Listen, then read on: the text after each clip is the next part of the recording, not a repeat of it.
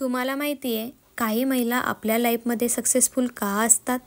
कारण त्या time management करून आपलं काम पूर्ण करत असतात. आणि शिक्षणाने स्मार्टनेस येत नाही बरं का, तो आपल्या विचारांनी आणि अनुभवाने येत असतो. सो हॅलो फ्रेंड्स, मी किरण स्वागत करत आहे तुम्हाला माझ्या नवीन एका मोटिवेशनल व्हिडिओमध्ये.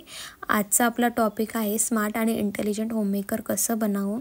पण त्याआधी जर तुम्ही माझ्या चॅनलवर नवीन असाल तर फर्स्टली माझं चॅनल सबस्क्राईब करा, म्हणजे मी जे नवीन नवीन व्हिडिओ टाकत जाईल ते तुम्हाला मिळून जातील. आता स्मार्ट आणि इंटेलिजंट कसं बनायचं हा प्रत्येक गृहिणीला पडलेला प्रश्न असतो. स्मार्ट आणि इंटेलिजंट होममेकर बनण्यासाठी थोडंसं स्मार्ट वर्क आणि पॉझिटिव्ह विचारांची गरज असते. घर सांभाळण्यासाठी टाईम मॅनेजमेंटची गरज असते. त्यामध्ये आपण जे रोजचं काम करतो तेच, पण टाईम मॅनेजमेंटनी करणं. कोणत्या कामाची गरज आधी आहे करणं, कोणत्या कामाची नंतर हे ठरवणं. प्रायोरिटीज शिफ्ट सेट करणं. शॉर्टकट यूज करणं. कुकिंगमध्ये मल्टीटास्किंग करणं, जसं की प्रेशर कुकरमध्ये एकाच वेळी 2 ते 3 पदार्थ शिजवणे. त्याने तुमचा टाईम बचत होईल. छोट्या छोट्या गोष्टींना जास्त वेळ व्हायला न घालवणे. घर ऑर्गनाईज करून ठेवणे. प्रत्येक वस्तूला ठराविक जागा ठरवणे. ठराविक जागा असतील तर वस्तू शोधण्यास वेळ जात नाही. कधीकधी असं होतं ना की आपल्याला कुठे घाई गडबड असते जायची, पण आपल्याला जी वस्तू पाहिजे ती भेटत नाही. मग शोधाशोध करावी लागते. त्यामध्ये आपली नाईलाजाने चिडचिड होते. स्मार्टनेस हा दिखावा नसतो बरं का, तो बिना बोलता तुमच्या पर्सनॅलिटीमध्ये दिसून यायला पाहिजे. काही लोक नाही का कमी बोलतात, पण त्यांची पर्सनॅलिटी खूप काही सांगून जाते. हमेशा नवीन नवीन गोष्टी शिकत राहायला पाहिजे. जसं की कुकिंगमध्ये नवीन रेसिपी. सोशल मीडियावर असे भरपूर रेसिपीज चॅनल आहे, त्यामधून तुम्ही शिकू शकता. घरकाम करताना असे पॉडकास्ट ऐका की जे तुमचे ज्ञान वाढवतील. असे नाही की जे तुमचं टाईम वेस्ट करतील. घरातलं फायनान्स मॅनेजमेंट करा. त्यामध्ये महिन्याचा किती खर्च येतो हे लिहून ठेवणं. त्यासाठी आपली पर्सनल डायरी बनवा. घर खर्चामध्ये कशी बचत होईल हे पाहणं गरजेचं आहे. विनाकारण नाही त्या गोष्टींची शॉपिंग करणं टाळलं पाहिजे. ज्या गोष्टी आपल्यासाठी गरजेच्या आहे, ज्यांचा आपल्या दैनंदिन जीवनात उपयोग होतो, अशा गोष्टींची शॉपिंग करणं. आपण कधीकधी हा विचार करून वस्तू ठेवतो की ही तर मला अमक्याने दिली आहे, ही तर माझी आठवण आहे, आणि कपाट पूर्ण तुंबेपर्यंत भरून ठेवतो. ते कपाट जसं तुंबतं ना, तसंच आपल्या मनाचं पण असतं. ते पण निगेटिव्ह विचारांनी तुंबलं जातं. मग घरात मन लागत नाही.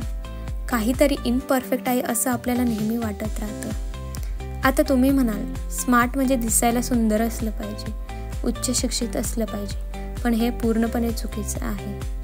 कारण आपल्याला लहानपणापासून आपले सोसायटीवाले किंवा आपल्या घरचे असो हेच सांगत आले किंवा दाखवत आले की ही दिसायला सुंदर आहे, हा दिसायला छान आहे, म्हणजे ही स्मार्ट आहे बरं का, हा इंटेलिजंट आहे बरं का.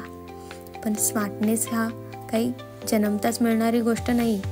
खरा स्मार्टनेस या गोष्टींमध्ये आहे की तुम्ही वेळेची मॅनेजमेंट करून तुमचं काम कसं पूर्ण करता. हे बघा, स्मार्ट बनण्यासाठी वयाच्या मर्यादा लागत नाही. काही व्यक्ती तर त्यांच्या वयाच्या लहान बाल्यवयातच समजदार होतात, तर काही व्यक्ती वयाच्या 35व्या वर्षी. तुम्ही स्मार्ट कधीही होऊ शकता. तुम्ही आजपासून पण सुरुवात करू शकता. जसं की आपलं दैनिक टाईम टेबल बनवणं. प्रत्येक काम करण्यासाठी ठराविक टाईम देणं. स्वतःवर लक्ष देणं. आता गृहिणींचं काय होतं माहिती का, तिला घरात सर्वांकडे लक्ष द्यायचं असतं. मुलांचं संगोपन करायचं असतं. नवऱ्याचा टिफिन परफेक्ट झाला पाहिजे याचं टेन्शन तिला असतं. ह्यामध्ये ती स्वतःकडे लक्ष द्यायला विसरते, कंटाळा करते. पण कंटाळा न करता स्वतःच्या ब्युटीवर लक्ष देणं, त्याबरोबर स्वतःच्या राहण्यावर लक्ष देणं गरजेचं आहे. आपण नेहमी हा विचार करतो की आपण तर घरातच असतो, आपल्याला कोण पाहणार, आणि म्हणून कसे पण कपडे घालणं चुकीचं आहे. स्मार्ट दिसण्यासाठी तुम्हाला खूप काही फॅशनेबल करणं गरजेचं नाही आहे. एखादा छानसा सलवार सूट, लाईट मेकअप आणि चेहऱ्यावर सुंदर अशी स्माईल, यातच एक महिला स्मार्ट दिसून जाते. आणि खरा स्मार्टनेस तुमच्या विचारांमध्ये आहे बरं का, हे कधी विसरायचं नाही. सोशल होणं गरजेचं आहे. काही मित्र मैत्रिणी ठेवणं गरजेचं आहे. पण आपले इमोशन हर व्यक्तीसमोर व्यक्त करणं हे चुकीचं आहे. कधीकधी असं होतं ना की आपण एखाद्या व्यक्तीला काही आपल्या मनातल्या गोष्टी सांगून बसतो आणि काही काळाने त्या गोष्टी आपल्याला दुसऱ्या व्यक्तीकडून ऐकायला मिळतात. तेव्हा आपण हा विचार करतो की अरे यार, मी किती मोठी चूक केली ह्या व्यक्तीला सांगून. प्रत्येक हसरा चेहरा हा आपलाच असतो असं नाही. स्मार्टनेस यातच आहे की आपण लवकर कुणाशी व्यक्त झालं नाही पाहिजे. घरात कोणी काही नवीन डिसिजन घेत असेल तर आपलं मत मांडलं पाहिजे. घरातील व्यक्तींना सपोर्ट केला पाहिजे. कुटुंबांसोबत पॉझिटिव्ह राहिलं पाहिजे. स्वतःवर नेहमी इन्व्हेस्ट केलं पाहिजे. नवीन नवीन गोष्टी शिकत राहिल्या पाहिजे. टेक्नॉलॉजीचा वापर आपल्या जीवनात केला पाहिजे. होम मेकर म्हणजे अशी स्त्री की जी व्यवस्थित घर सांभाळते, स्वतःला विकसित करते आणि परिस्थितीनुसार निर्णय घेते. स्वतःमध्ये धैर्य ठेवले पाहिजे. कोणतीही गोष्ट विचारपूर्वक बोलणं, लगेचच कोणत्याही गोष्टीवर रिॲक्ट न होता त्या गोष्टीमागचा हेतू जाणून घेणं. कधीकधी असं होतं ना की काही लोक रागाच्या भरात बोलून जातात आणि नंतर पस्तवत बसतात, अरे यार, नुसतं बोललं तर बरं झालं असतं.